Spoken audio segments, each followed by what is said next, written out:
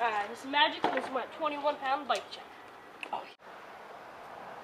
Alright, so I got the ODI long neck grips with some kink badger bars and a Primo stem. And I have a kink Bikes Co headset and a Primo fork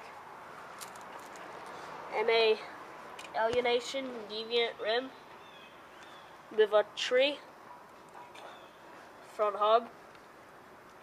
And moving on to the middle part of the bike, I have a Odyssey seat. It's pretty sweet.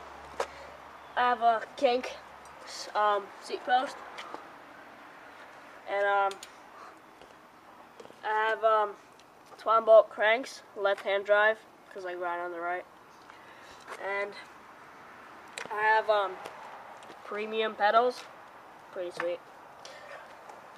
And moving on to the back wheel, I have a Odyssey Quadrant, I think, red, with a profile SS mini hub.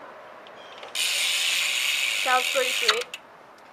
And I have a Fit Bikes Co. Benny L frame, 20.5.